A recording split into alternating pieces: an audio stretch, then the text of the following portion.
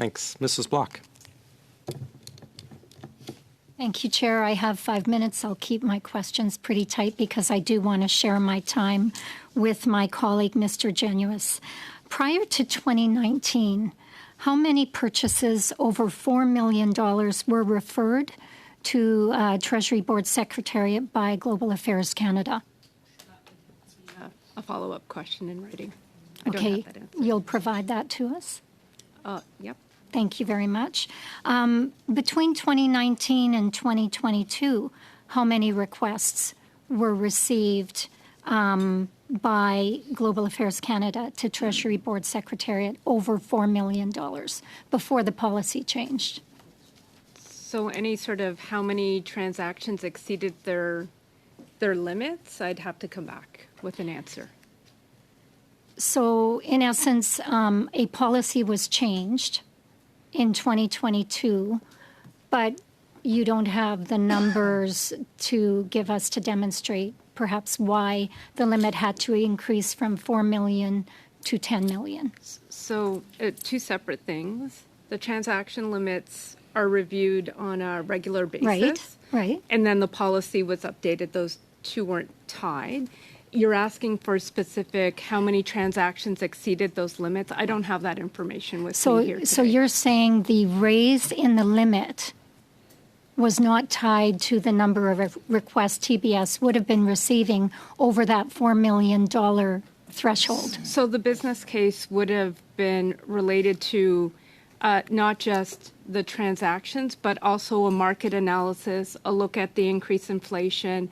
It also was substantiated by a review by Global Affairs of 23 markets and what the average price of acquisition was for it. Okay, thank you for that. Many times you've indicated that TBS did not or does not have eyes on the real property purchases under the threshold of 10 million, and that Global Affairs actually has to be able to demonstrate due diligence in following the framework that has been given to them for the purchasing of real property. Who do they demonstrate that due diligence to? So within a department, accountability rests at the deputy head. And at then the deputy minister level? So the deputy head, yep. And the deputy head under the current policy will appoint a senior designated official responsible for real property. And they will set out their real property management framework. So when GAC is here, they could outline what their framework is and their delegations and their governance. But they basically demonstrate due diligence to themselves. Nobody else has any role to play in actually assuring that Global Affairs Canada is following due diligence. So part of the external element is the appraisal that is provided by an external party. Thank you. I'll turn my time over. Mr. Genuis. Thank you, Chair.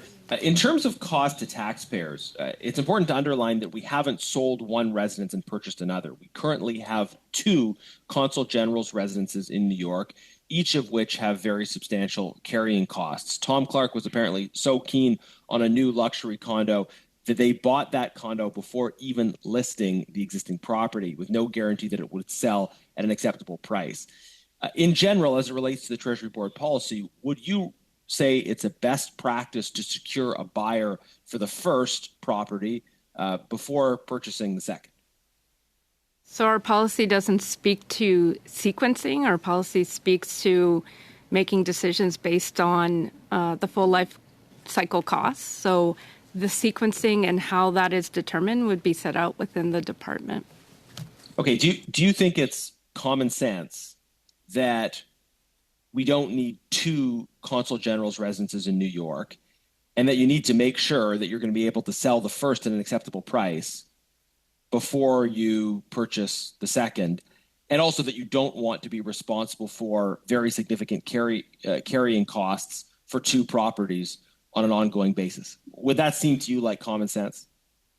I would say from how I'm managing my real property portfolio, I would want to understand their sequencing that they've taken and if they've included those costs into their life cycle cost analysis. Right, but just from a common sense perspective, though, I mean, most people that are pinching their pennies, we're going through a cost of living crisis. Many Canadians can't afford homes at all. but most people don't go out and purchase the second home before they've begun the process of selling their first home because they don't want to be on the hook for the costs associated with owning two homes at once over a long period of time. And again, this first property wasn't even listed until last week, essentially immediately before these committees were starting.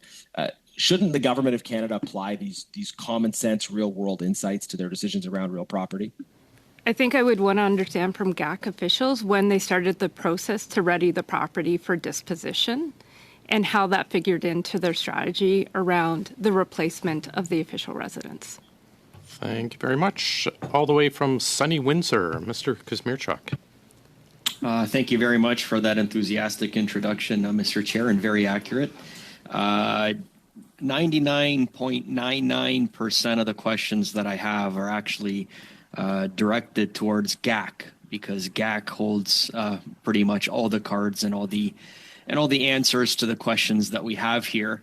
But I do have some questions to pose. I wanted just to begin by setting a little bit of background here. As I understand it, Government of Canada manages 6.9 million square meters of real property. So about 7 million meters of real property. Is that, am I in the ballpark here?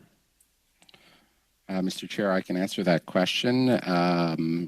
That is accurate with regards to the PSPC portfolio. Speaking to office space, so out of that 6.9, you have roughly 1 million square meters of special purpose space, warehouses, etc. And then you have another 6 million of general purpose office space. Out of that 6 million, you have embedded special purpose space, so not always pure office. But that is the PSPC portfolio. Speaking to the Government of Canada portfolio, I believe the number is more in the neighborhood of 23,000. So PSPC's share is roughly a quarter. Okay, so 23 million you're saying. Okay, so apologies for lowballing it significantly. Is it fair to say that the Government of Canada has experience in the area of managing real property? I think that it would be fair to say that the Government of Canada has experience managing real property. That being said, of course, I can only speak to PSPC's portfolio.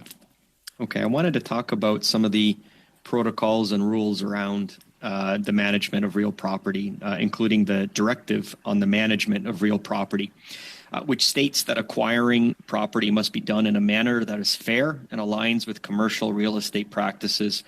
Is there any reason that you have to suspect that this part of the directive was not followed? Is there anything from what you've read, followed, that says that part of the directive was not followed when it comes to it being fair, the process being fair, and aligning with commercial real estate practices? Answer that question. When we talk about fair, we talk about the fact that they looked at options based on the requirements, that there was a process to identify all properties, that they did market testing by engaging a broker, that they undertook an appraisal, and by aligned with commercial real estate practices, it would mean that they followed the legal due diligence process, the commercial practices in New York. What I know from what's been submitted to this committee is that they undertook an appraisal, that they engaged a broker, and my understanding from talking with officials at Global Affairs that they undertook a financial analysis of the options. That's what I know. So is there any evidence from what you've seen to tell you that this part of the directive was not met? Is there any evidence that you've seen? Given that the only information I have is what's been publicly available, I can only rely on what has been submitted to this committee. Okay, so you haven't seen any evidence to the contrary that would contradict or violate the directive? From what has been submitted, no, but I think the part of the evaluation of this committee is to make sure that GAC followed the policy, and I think that's For sure. We'll the follow up with purpose. GAC tomorrow, but today I just wanted, from your perspective, the directive on the management of real property highlights sound stewardship. Based on what you've read and seen, is there any evidence to say that that sound stewardship has not been followed? I really do think that's a question for global affairs officials. They have the details of the transaction. I don't have access to all the details. What I have access to is what's been provided to this committee.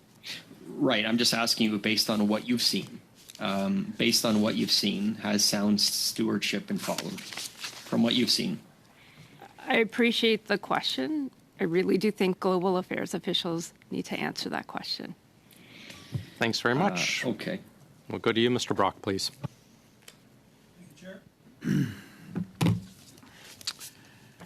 Is a feasibility study mandatory for the repair, renovation, or purchase of a diplomatic or official residence pursuant to Government of Canada policies?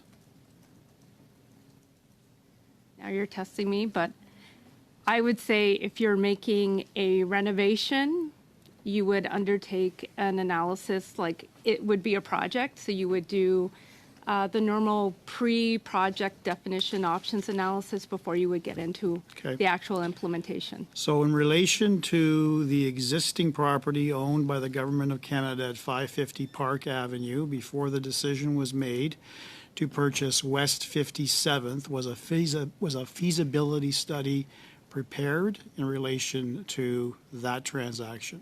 I don't know the answer to that question. That would be something that GAC officials would be able to answer, what they looked at in terms of the renovation Okay. cost. Can anyone on this panel weigh in on that answer? Anybody? No? Okay. So in your opinion, Ms. Tatterstall, would it be GAC who's responsible for the creation of a feasibility study if one was done pursuant to policy? So yes, as the real property custodian, they would be responsible for looking at any sort of options analysis before undertaking a renovation. Thank you. I know that there is a talking point that the purchase of the new property is smaller, it was more economical for the taxpayer, but very, very light in terms of details. I know the current property, the new property, is just under 3,600 square feet. What was the square footage of the property on Park Avenue?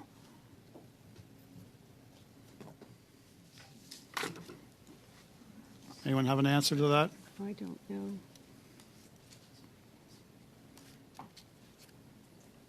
So, thank you, Mr. Chair, for this.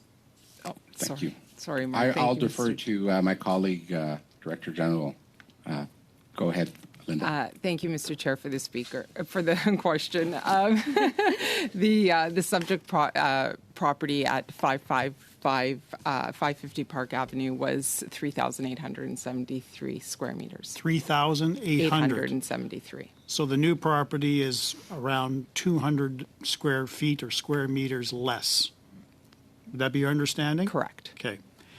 That is a very interesting answer because according to GAC, there is an impression they're giving Canadians that this new move represented a saving opportunity of more than $2 million for Canadian taxpayers, that it would also reduce ongoing maintenance costs and property taxes and support future program needs. The new property has a carrying cost per year of $235,896 US, which is probably just under $400,000 Canadian per year. Specifically, taxes, $10,000 US per month. Monthly common charges, just under $9,600 US dollars per month. Does anyone have any information with respect to the taxes and carrying costs on Park Avenue?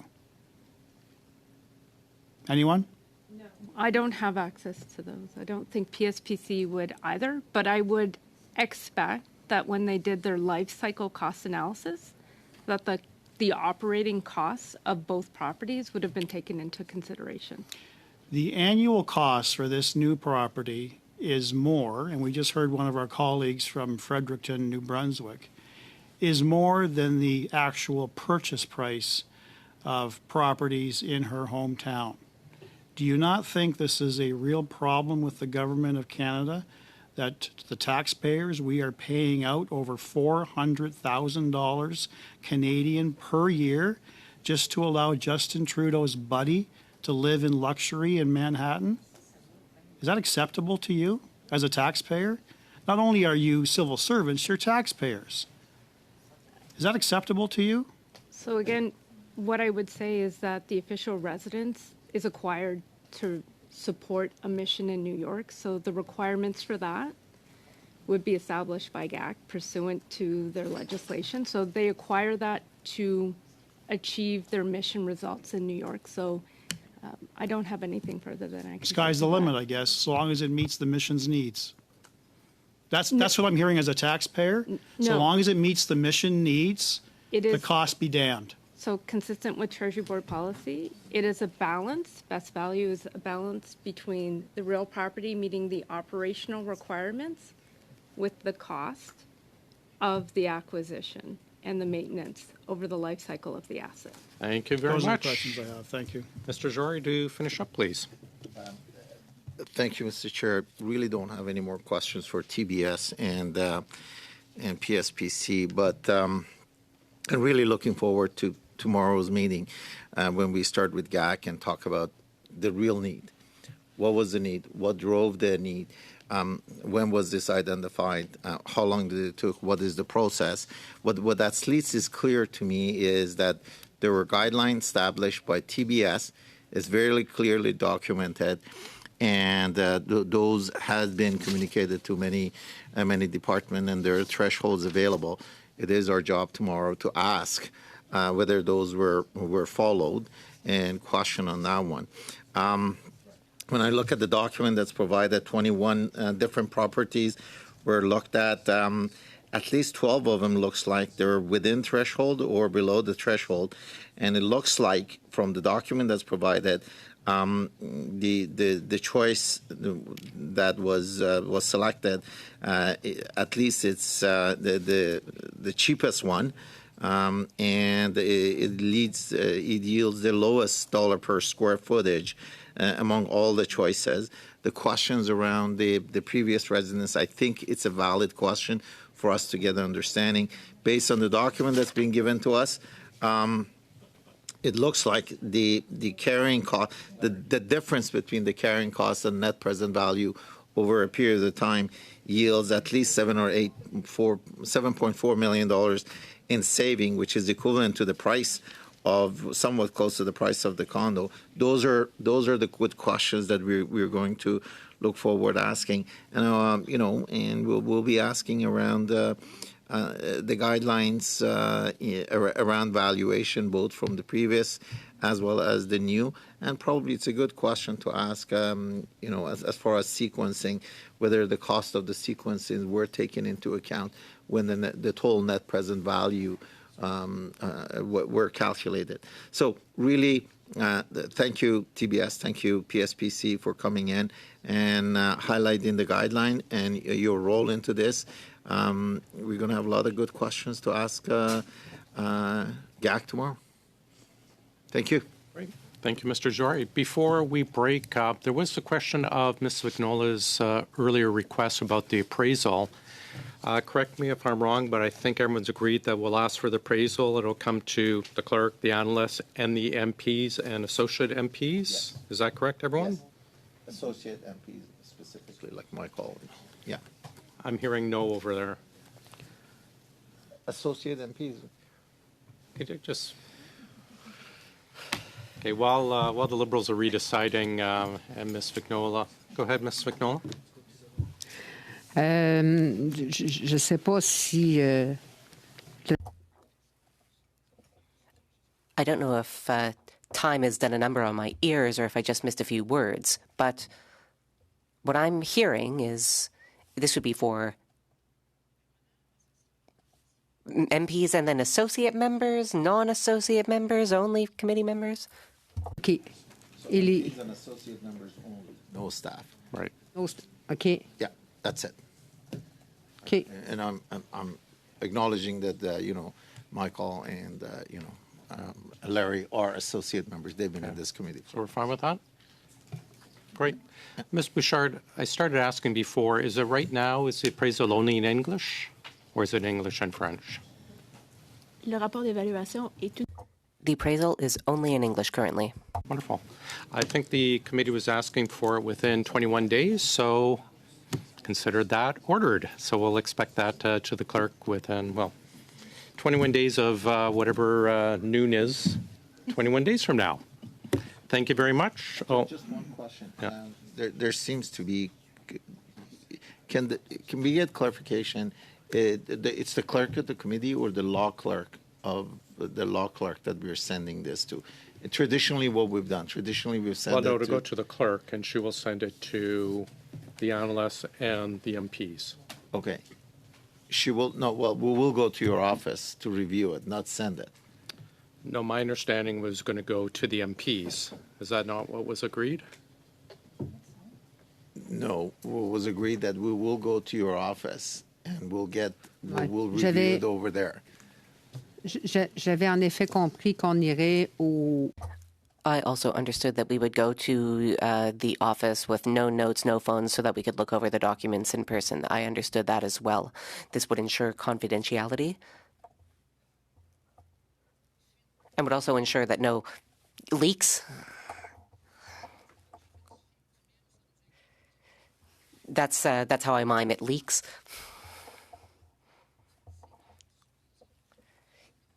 Now, you and I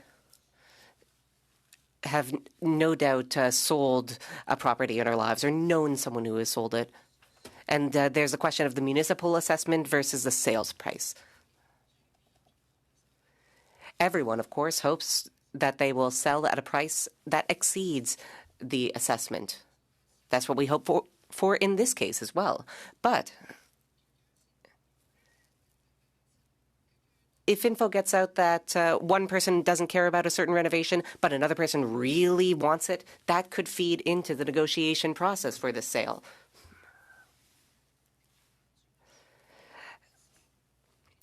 I was a homeowner at one point, and I know that it's important to have fair negotiations. We wouldn't want the part of the document to be leaked, making it so that the negotiations don't go as well as we want them to. I don't know how much the apartment is worth based on its size, based on its old money status on Park Avenue,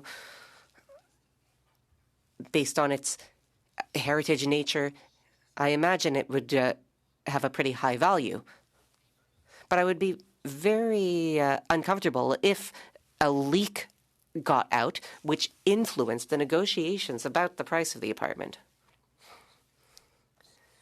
That is why we really need to make sure that confidentiality is respected. And that, in turn, is why I believed we had all agreed that we would look at the document in person in the clerk's office. We'll include members who tend to come to the committee, even if they are not permanent members. And this would happen when parliamentary proceedings resume, because 21 days is not a lot of time. This will give us the time to really go over the document. This was my understanding of the deal reached. And that, quite frankly, is what I would like to see happen, so that we can avoid unintentionally influencing negotiations one way or another. Sorry. Thank you very much, Mr. Chair. And I do recognize the committees have the ability to set these sort of terms by which we would want to receive this information. I think it's highly unusual that when we call for production of a document that was referenced to by a witness, although several times the witness stated she could not speak to the particulars of the appraisal report, she did at times assume that we have seen it in some of her responses to Mr. Bacharach's questions. So we haven't seen the document. We've asked for the witness to produce those documents for the committee members only, and those who have been serving on this committee on a regular basis throughout some of these studies. I feel it's highly unusual to infer that members of Parliament would leak these kinds of documents for any purpose. We receive confidential documents all of the time. We have in the past in this committee. We've made sure that it is understood that when we are receiving these documents in confidence, we will not speak to them in committee. We've had those kinds of agreements at the head of receiving documents that are sensitive in nature, and requiring members of Parliament to visit the office of another MP in order to look at documents that they've been charged with being good stewards over to begin with. I mean, we deal with confidential information every day as a member of Parliament, and I think it undermines our integrity to insist that this document would not be held in the strictest of confidence by the members of Parliament who are serving on this committee. Thanks. I saw your hand up, Mrs. Vignola, then Mr. Jory. Bonjour, merci beaucoup, Monsieur le Président. J'aimerais... Thank you, Chair. I would like to correct a few things here so that we can all be on the same page. We wouldn't be going to the office of another MP to see the document. It would be the office of the clerk. This is what is done regularly in Parliament. Yes. A second point. The appraisal report that Ms. Bouchard referenced today was the one that we did receive this week. It was 97 pages, plus some more pages of letters from Global Affairs. It was the appraisal report on the 57th Street residence, the new residence. What we are currently asking for is the appraisal report for the former residence, which is currently up for sale.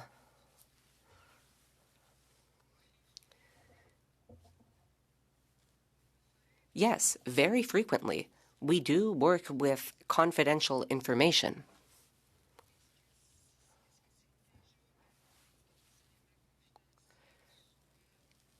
Has confidential information been leaked to the media in the past?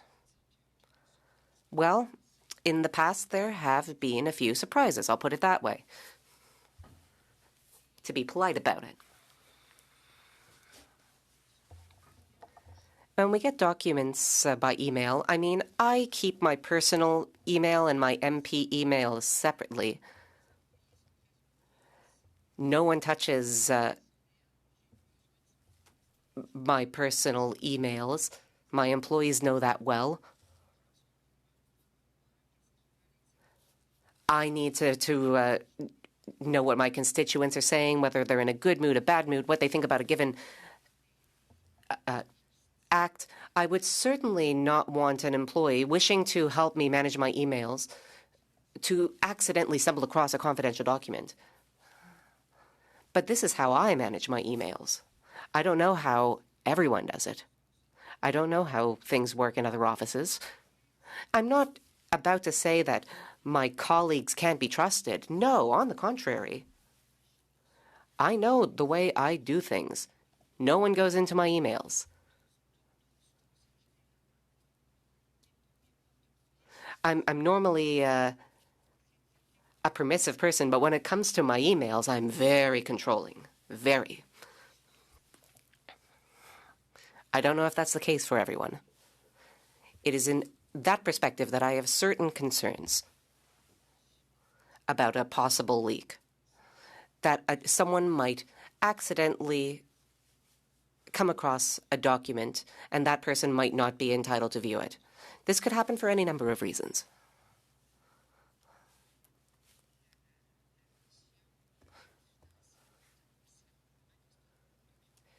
Maybe the person isn't aware that a certain document is confidential. I'm not going to say you are going to leak a document or you are going to leak a document. Not at all. I'm just trying to make sure that we work according to the usual practices, because it's relatively normal that people would go to a clerk's office to look at a document. This has been done in the past with contracts.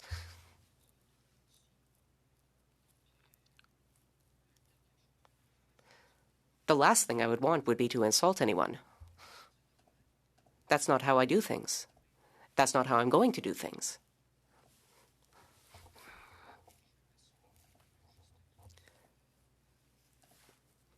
I'm just trying to make sure that we have a proper pricing for something that we are putting up for sale. Any homeowner would want the same information. That's it. Thank you. And I hope that my clarifications suffice. Thank you, Mr. Chair. Just wanted to confirm that my understanding of the conversation we had is exactly what Julie just reiterated. And I'll reiterate again. The document in both official languages goes to the clerk's office, the committee clerk's office. A copy is provided for each MP and key associate members, as I call it, such as Michael and Larry, who have attended numerous times and is actually considered permanent members of this committee, will attend, will review. No notes, no camera, no anything, and then the copy is destroyed thereafter, and naturally the analyst and the chair has the privilege of looking at those documents as well, also I look at it from there's always a possibility of a breach. There's a lot of phishing going on, and this document's being on somebody's P9 account, it could get phished. That's why we do what we do. And also look at the precedents. The precedents basically look at all the contracts, such as the EV battery contract that we had. We went to the clerk's office, we looked at it, our copies was prepared for us. We were given ample time to look at it, and then it was destroyed. And so when you look at the precedents, when you look at the security, look at the agreement that we have, I think we have a winner. We're going to get to the answer. We're going to be able to see it in a secured way.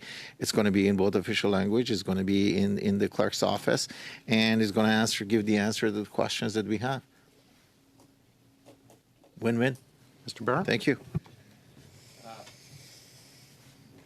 We're certainly trying to put the toothpaste back in the tube after unanimously agreeing to something different than what's now being discussed. But we have members. I mean, we need to have an understanding here. Do we have people who are joining this committee from other parts of the country, or do we not? And we do. And so it's 2024. It's very easy to do remote viewing. So for members are going to have to schedule an appointment with the clerk to view this document. They should be able to do that from their secured House of Commons devices, where she can display the clerk, or the clerk acting in her place can display it on her screen and share that screen with members. That technology exists within the enterprise solutions that the House of Commons uses. So it's not 1995. We don't need to walk over to the clerk's office and read what got faxed over to her. It's going to get emailed to the clerk. So if members are worried about phishing, it's been emailed all around government email addresses, and it's going to be emailed to the clerk. If it's only members of Parliament who, again, can't be trusted, I have a lot more confidence in my colleagues than it seems that other members do. But it is what you said, though. You said that you were worried about it being being phished. So if that's the concern, then we could go back to just having documents hand carried and not having them emailed. But the document's going to be transmitted electronically, so it's going to be sent, and it has been, and it's going to be sent to the clerk, and so that's been done. we should be able to view it. Members, there are members in a variety of circumstances that they've been permitted to join electronically. I won't enumerate what those reasons are. They should also be able to access this document from where they're able to access this meeting. So that technology exists. So we can let this go, though it's absurd, if we can enable members to access the document remotely through the clerk simultaneously, then I think that satisfies all of the concerns as. Though I don't agree with I don't agree with the arguments that have been proposed, this would allow for all members to be able to see the documents from wherever they were joining the meeting from. Sure. Mr. Brock? So I listened very carefully to my colleague, Mr. Barrett, and that's exactly the topic and the solution that I was going to present, remote viewing. I'm also mindful that our colleague, Mr. Jawari, had indicated not officially, but certainly clear enough and loud enough that I could hear it, that was not what he was against. So perhaps we should clarify from Mr. Jawari and the Liberal position on this, because let's face it, we have hybrid parliament, and we have hybrid proceedings in committee. To deny a remote member who chooses because of life circumstances or distance, my colleague, Mr. Genuis, has some personal issues. Mr. Bacharach from the great province of British Columbia is choosing to save taxpayer dollars and participate remotely. Are we expected to throw convention out the window and policy out the window just to ensure that people are here in person? I think Mr. Barrett's solution is a sound one, and I hope that Mr. Jawari would think that would be an appropriate solution, an exception to the rule that he's proposing. So perhaps I'd like to hear from Mr. Jawari as to those members, whether they be permanent members or associate members who participate on a regular basis at the Mighty Ogo, whether they can participate remotely to review the document. Just a point of order, Chair. I'm going to take the floor. Just with respect to Mr. Brock's comments and Mr. Genis's issues, I'd like to congratulate our colleague Garnet and his wife Rebecca on the birth of their 6th child, and that as good a reason as any to not join us in person. So Isidore, Carlo, Richard, Genis. And I think that I just want to congratulate Garnet and thank his wife for letting us borrow Garnet for a couple hours today while we deal with this important issue. Here you are. Thank you. Yes, congratulations to your family, Mr. Genuis. I think you being with us is more of an issue for us than the new baby being an issue. But colleagues, I had put this issue forward as looking for a UC for it. We don't have it, so I am going to suggest that perhaps someone put it forward as a proper motion for the next meeting, and we can perhaps work out some arrangement before then.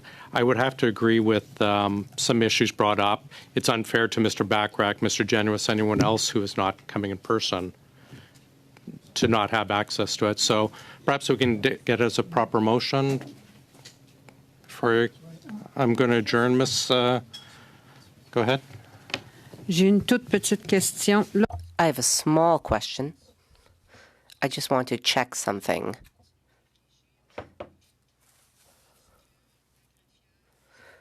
When the clerk sends us a link to SharePoint,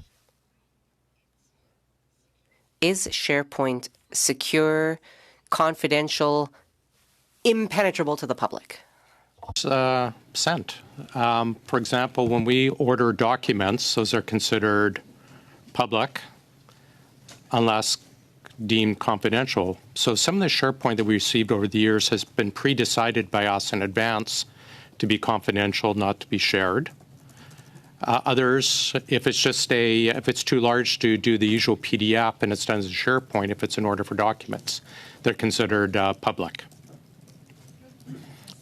But for example, she could send by SharePoint or PDF that. But as I said, thank you, witnesses, for appearing today. Mr. Quinlan, thanks for being here virtually. We are adjourned.